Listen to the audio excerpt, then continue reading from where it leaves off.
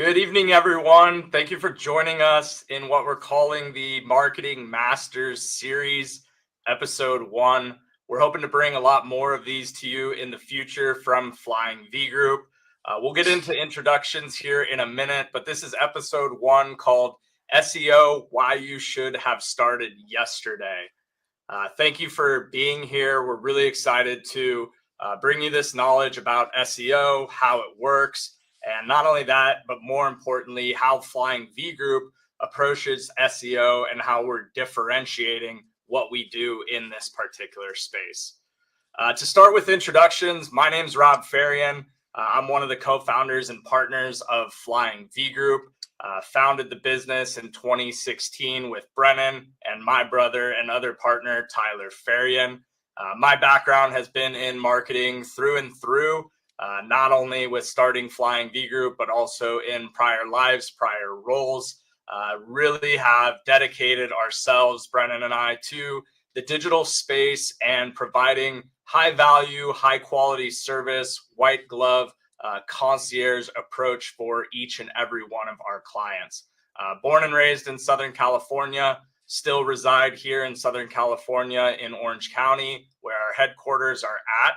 And just really excited to be here with each and every one of you.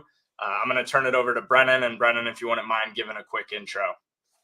Yeah, thanks, Rob. And thank you again to everyone for joining us, either East Coast or West Coast. I'm actually on the East Coast, based in South Carolina now, but born and raised in Southern Orange County, where Rob and I met each other. And, we've grown Flying V Group over the last 9 years into a full-fledged marketing agency with that white glove approach. I started out with a social media, both paid and organic emphasis, and Rob more so the paid media and SEO. And we've come together to build kind of a one-stop shop for digital marketing. And we're excited to bring a little bit of knowledge into a space that I think is a big blur for a lot of people, with that being SEO. Kind of that Wizard of Oz, Google behind the curtain. So we figured that would be the first place we would start, and excited to get into it today. Yeah, a little bit more about Flying V Group. As Rob mentioned, we're based in Costa Mesa, California. We have employees nationwide, let alone worldwide. So we cover almost a 24-hour clock. Main focus for us is transparency, trust, and accountability. By that, we saw a gap in the market where a lot of agencies were either 5,000 plus clients, and you were just a number to them. And we wanted to reverse that script and create that white glove approach where not only are you a client to us, but we would say more of a partner and a friend to a lot of us. And we see that we like to partner with other people that want to apply digital marketing to help scale their businesses. And we like to be that kind of pseudo marketing arm, so that you can go ahead and focus on what you do best, whether that's being a lawyer, mechanic, commercial real estate agent, whatever that may be. We always noticed that marketing was kind of that elephant in the room in terms of, do we have enough time to do it? Do we know how we're doing it? Is our time that we're putting towards it going well? Or being well spent. And so, we've started off, over the last 9 years, from mom and pops all the way to Fortune 500 companies now. And the best thing about marketing is that it's applicable to every business. And love or hate it, I think the pandemic kind of pushed a lot of industries about 10 years in advance in terms of the need to have that online presence. Gone are the days where you could just go meet with people more often, or someone would just go to your brick and mortar. The first thing someone does nowadays when you mention who you work for or what you do is they're going to Google you, right? And they're going to check you out online before making that next step. So really excited to kind of jump in here. And yeah, let's get going, Rob. Yeah, so today we're going to talk about, as we mentioned, SEO, our approach to SEO. Before we get into it, the way we approach this, we feel, is the right way and the direction that things are shifting. Where we really saw an imbalance was in the unit economics of search engine optimization efforts. So meaning agencies would push to create content, without real guidance of why or how you should be creating content and a strategic method to content creation and how we approach that.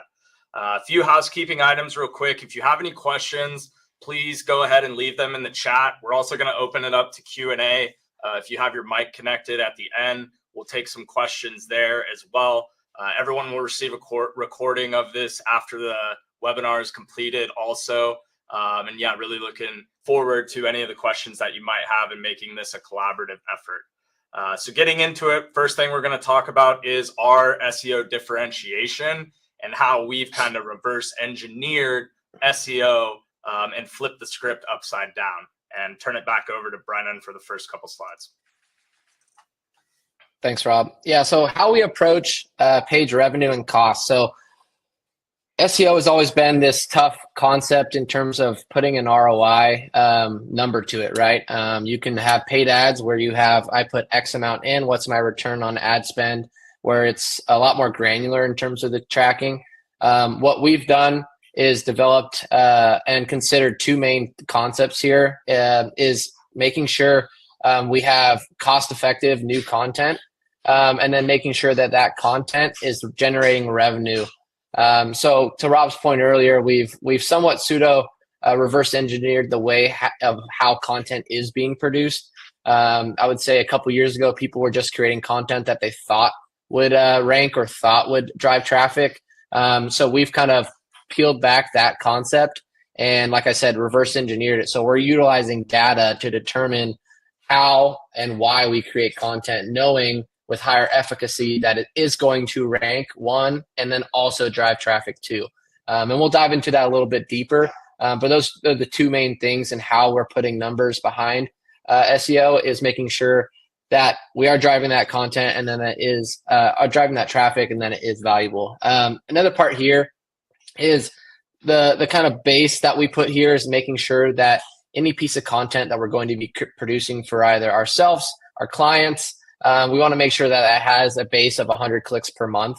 That way we're able to scale and put numbers behind. You have X amount of visitors coming to this page. That's going to lead to an ROI or conversion, whether that's a phone call, form submission, and we can kind of predict what those numbers are going to look like. Secondly, we want to make sure that it's valuable traffic. So we're not just going to drive traffic for the purpose of driving traffic. We want to make sure that the people we are driving to our website have a high search intent or are looking for our service or our client's service, and that piece of content applies to them, versus just being clickbait content that people have produced in the past just to boost numbers. It's great to have 1,000 clicks, but if no one's converting from those 1,000 clicks, then it's basically pointless to have those users. So we want to make sure that the content we're driving or the creating is driving valuable visitors, and Rob will kind of show you how and what we mean by that. Yeah, so this next page basically breaks down the methodology for how we go about quantifying return on content created. So what we were talking about earlier, unit economics, is in the past, you've had a situation where create content, 20% of that content actually ranks online, which ranking is critical to drive traffic. So if we're spending $1,000 on 10 pieces of content, but only 2 are ranking, your unit economic on that piece of content is $500 per piece.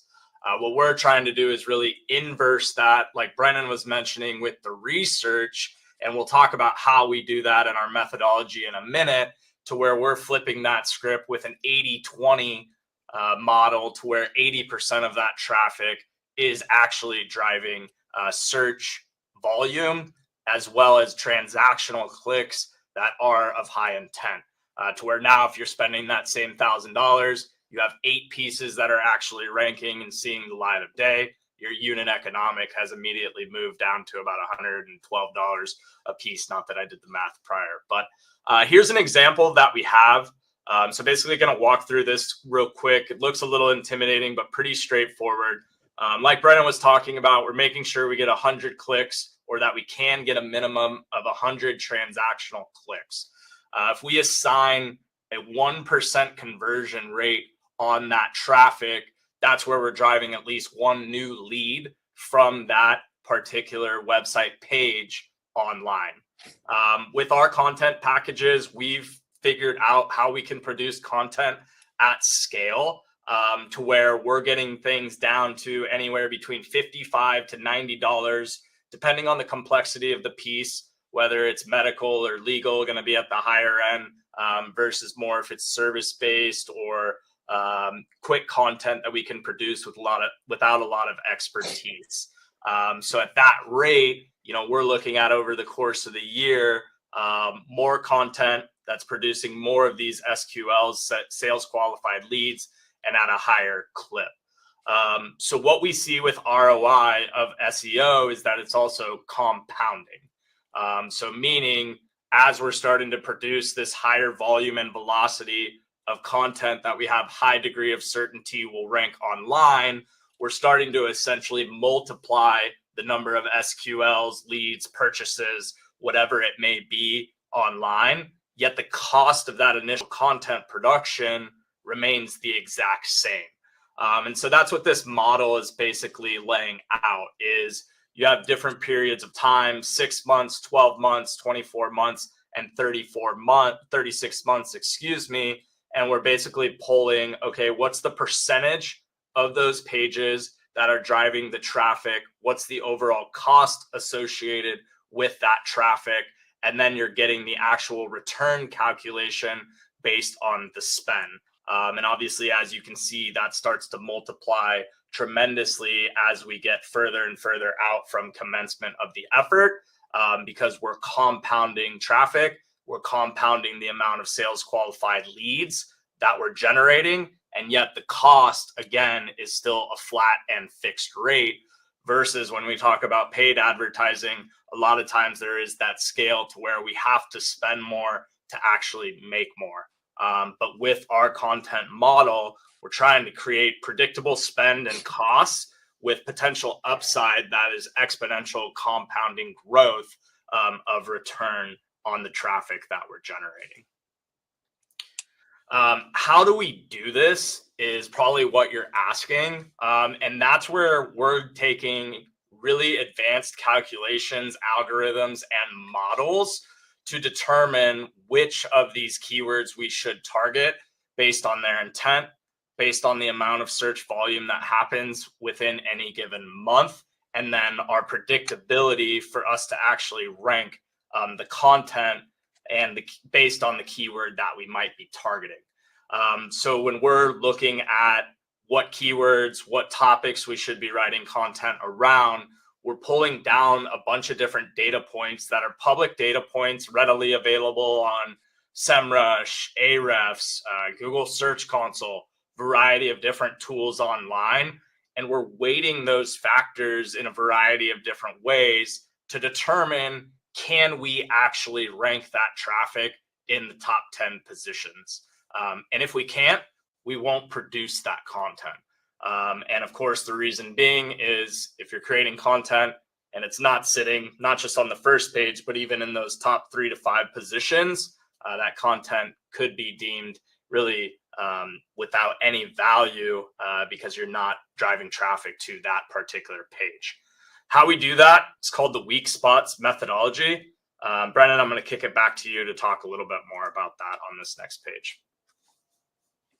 Yeah, and one thing to touch on there too, I mean, it's an ever-changing stat, but about 89% of visitors to Google search don't go even to page 2, right? So to harp on what Rob was saying there, we want to ensure that we're within those top spots because, one, if we are writing a piece of content that we're not going to be on there, no one's going to see it, and that's just going to be content wasted. So we do apply what's called the weak spots methodology. There's a lot of varying factors that goes into this, but basically we're able to utilize the data that Rob was talking about that we pull to see, okay, if we want to say rank for best restaurant or steakhouse, let's just say in Scottsdale, Arizona, we can now pull up and see the top 10 people that currently are in that position and see what their domain rating is. So that is a score out of 100 that Google gives to any website, where ours is, and if we're ranking above them, we know with a high likeliness that we are going to, if we were to create a piece around best steakhouse Scottsdale, that we would overrank them. That would be one weak spot. The more weak spots that you have, the more highly you will be placed within Google. So that's how we basically utilize not only the data in terms of, are people searching this topic? Are people looking up the best steakhouse in Scottsdale? But then also, are we going to be able to rank there? And so the weak spots allow us to indicate with high certainty that, okay, we do have an opportunity here should we decide to create a piece of content around it. It's a very intense process in terms of how we pull this data and review it. But when done correctly, to Robb's point earlier, we see a high efficacy around that 8 out of 10 pieces versus prior people just creating content. You have basically you're shooting blind in the dark with maybe a 20% certainty that will rank there. So talking about how we actually use formulas to predict, what Brennan's talking about with weak spots, he nailed it. So we'll look at things like, what's the authority of the pages that are already ranking within the top positions? Do we have a higher authority than those rankings? Sometimes it could be just outdated or stale content to where we run a SERP, high transactional intent, and the content material that is there is old and outdated, to where by producing a new piece of content, we can identify a weak spot there. There's also irrelevance too. Certain terms will trigger results that might be missing the mark in terms of what the intent of the search might actually be.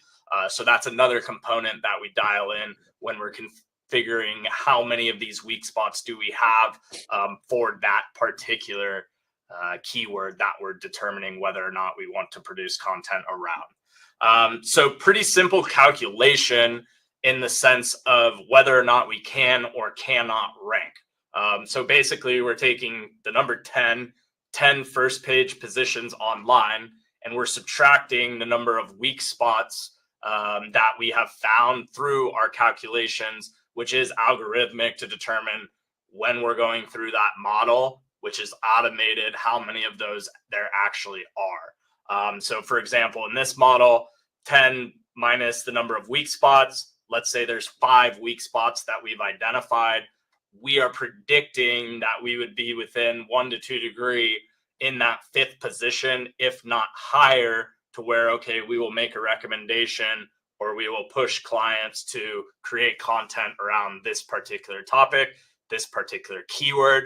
And then we're also confident that the value of our content creation, as well as the costs in terms of the control we have over content creation, while also taking into account the overall quality of our content and our process, is going to put us in the driver's seat when it comes to capturing that traffic for that particular keyword.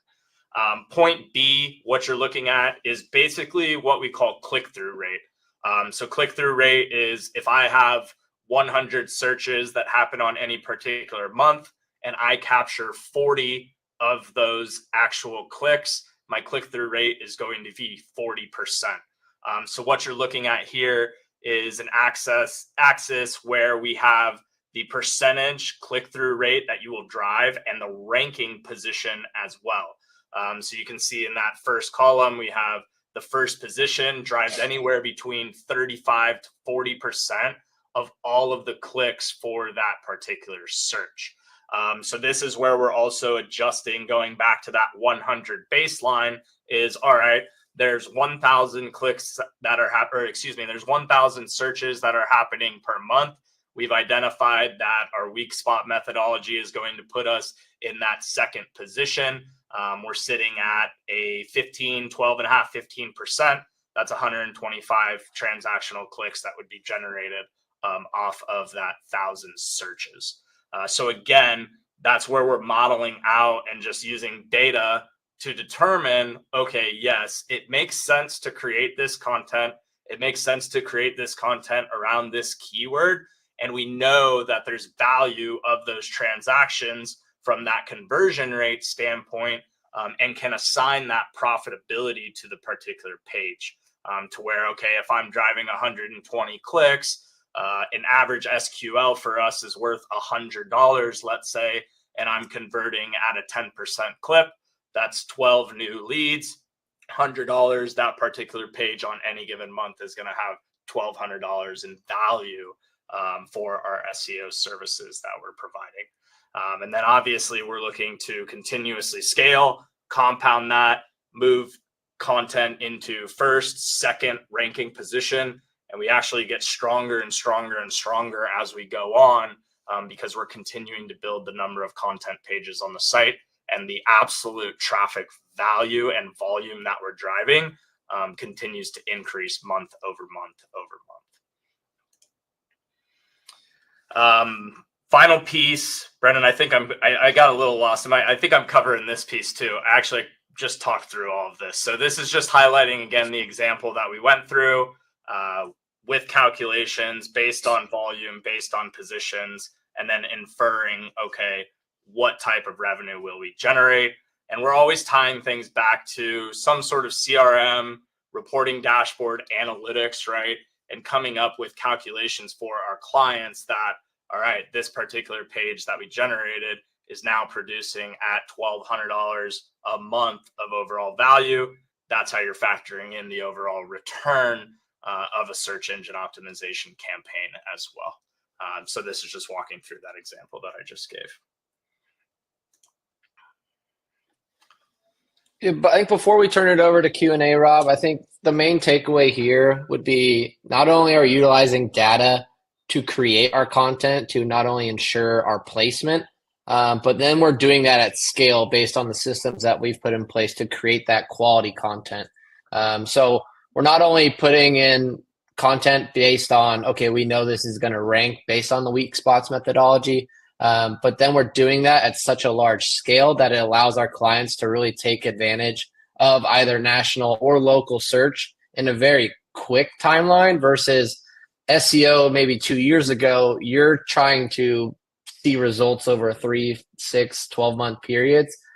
This allows our clients to kind of see that immediate or close to immediate ROI.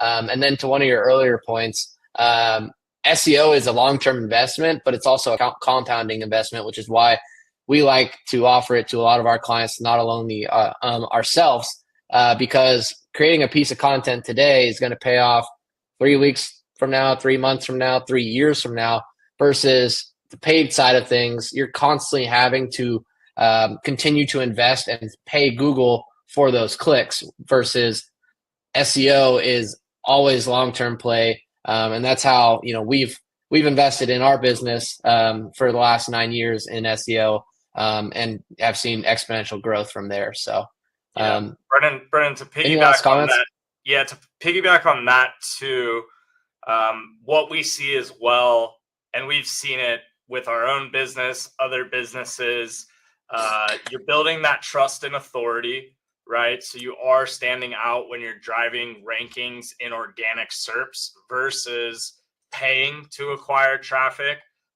So that being the first and foremost, that's earned media, right? Versus just paid media for acquisition. So I think that goes an extremely long way when it comes to brand building, when it comes to building longevity for your business, and also creating a moat around your business as well. So you're less susceptible to those businesses that can come in and just spend boatloads of money on paid advertising while you're still sitting in that first position, kind of in that annuity role, to where, okay, we're continuously driving traffic, driving leads or purchases month over month over month. So yeah, we want to open it up to questions. If anyone has any, if you'd like to speak, you can hit the speak button. That'll allow you to ask a question there. We can open it up. And also we've got some questions. Looks like we have one right now, actually. So this is coming. Do you use geofencing technologies? Is the first question that we have. So I'll answer that in 2 ways, and Brennan, fill in any gaps. We do on the paid media side, to where geofencing specific locations, to where devices walk into a location. We pick up device ID and are able to particularly serve whatever ads we'd like once that device leaves or goes anywhere else for a certain frequency period that might be 7 days, 14 days, 30 days, whatever the number may be. We're also using that for certain businesses to where you can't actually track the conversion or attribution online. So what we mean by that is we can put an ad in front of a affinity audience or an audience based on demographic on their device. We're tracking that device ID in which we've left the ad. And then if that device, let's say, goes to our car wash, goes to our restaurant, walks into our retail store location, we'll be able to count that as a geo conversion. On the SEO side, we will target based off of geography, based on localized keywords in search. So we didn't talk tonight about programmatic SEO, but we do a lot of work with programmatic SEO to where we scale content pages very quickly, to where if you have particular locations in which you can target, or where I'm sitting right now, Orange County has a lot of cities in a small particular area.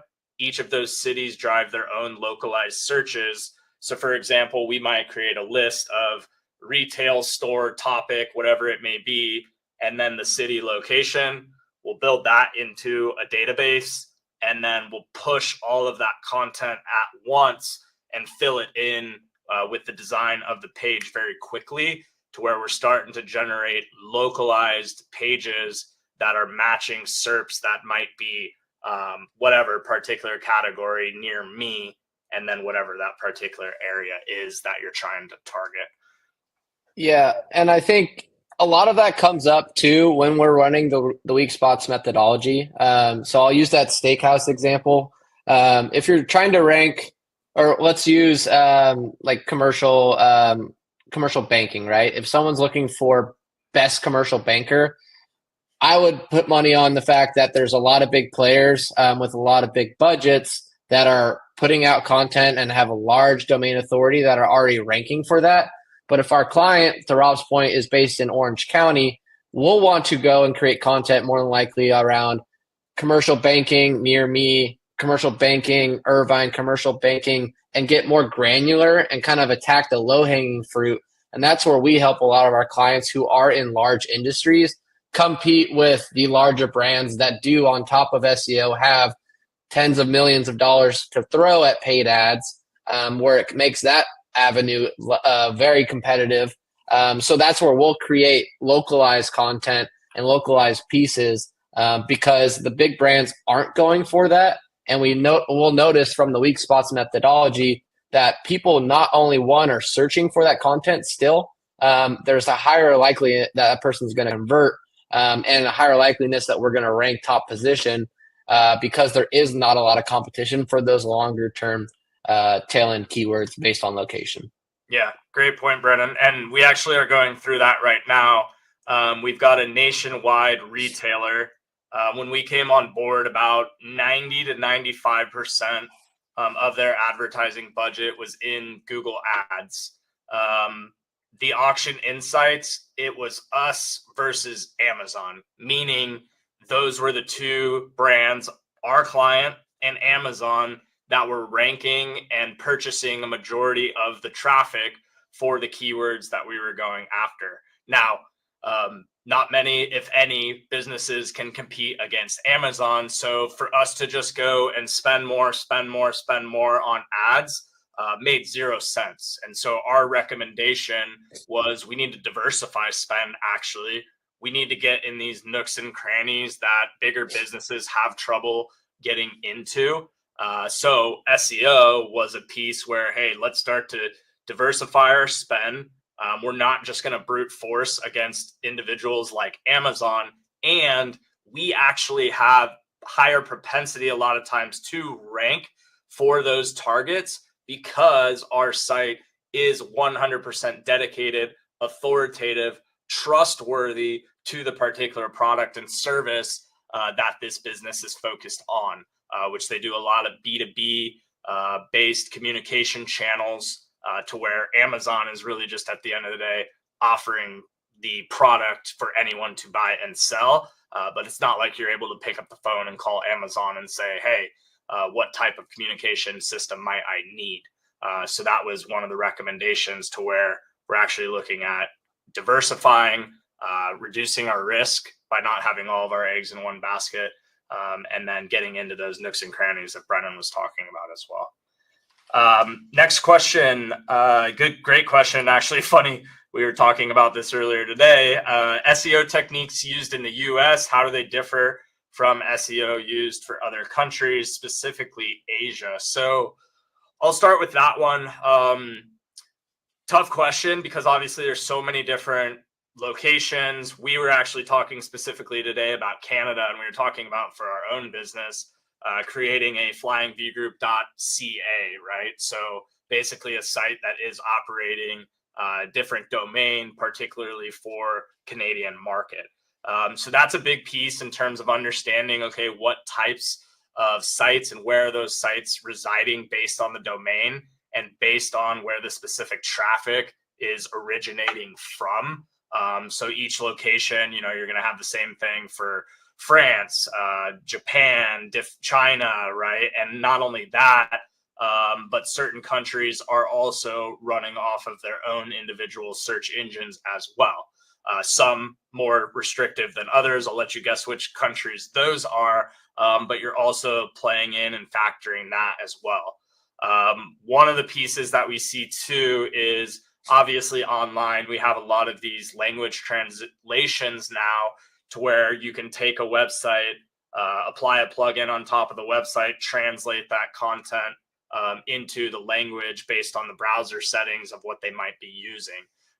Think it's critical, though, you are talking about language translation services as it relates to SEO, to where, okay, actually creating these websites or the version of these websites in that native tongue written for that particular visitor, because then you're also getting the source code, which is the language itself, being able to be indexed, not just a conversion of the actual language. So those would be kind of the two biggest things we would say in terms of focus is consideration for versioning of the site, and then also consideration for language translation services as well, to where you're actually putting the native language tongue in the actual source code of the website itself. Yeah, I would say the other part there, because that's a lot of the front-facing side, I would say the weak spots methodology still applies, though, sure. Universally. So it's more so understanding people's search habits too, and that gets shown based on the search volume within the weak spots methodology. But yeah, absolutely, Rob. You think you touched on that perfectly. Great. Any other questions? I know we said we were going to keep this about 30 minutes. We're kind of right on cue, start a little bit after the top of the hour. Any other questions? Feel free to fire those through.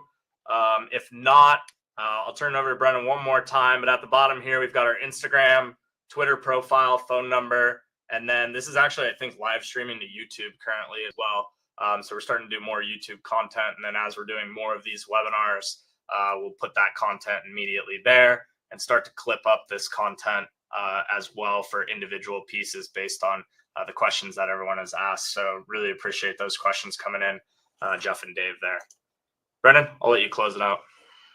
Yeah, well, to echo that, Rob, thank you everyone for taking the time out of your day or night if you're on the East Coast in the middle of the week, close to the holidays, to talk SEO. It's not the prettiest thing, but it is fun when done correctly and done right. We see a lot of industries where there's zero effort put forward, to Rob's initial point. So we're able to be very sniper approach with our content creation. And then we tend to see almost market takeovers sometimes, depending on the industries. You look at, for one example, some of our clients are in the cannabis industry. They may be great at making the best product that they make, but a lot of their industry has zero focus on SEO. You see that with a lot of older industries that may have had a rougher push with the pandemic going towards the digital front. A lot of their industry was handshakes, coffee table meetings, a lot of that in person. So we love applying it to any and all industries, both locally and nationally and internationally. And if anyone has any questions on how we could help either their business, their friend's business, we talk this every day, and we're happy to help educate people. No one's ever going to understand the ins and outs of the Google algorithm. That's their bread and butter, but we're able to utilize data to really be as effective as we see possible within the market in terms of SEO.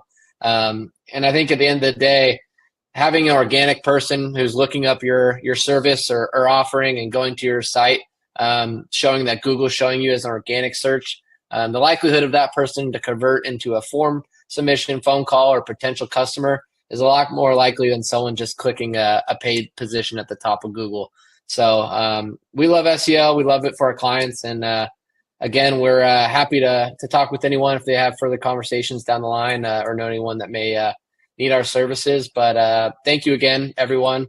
And we're looking forward to talking more and kind of expanding this series. So thanks for being on this journey, and at least the first step for hopefully more to come. Thanks so much, everybody. Have a good evening.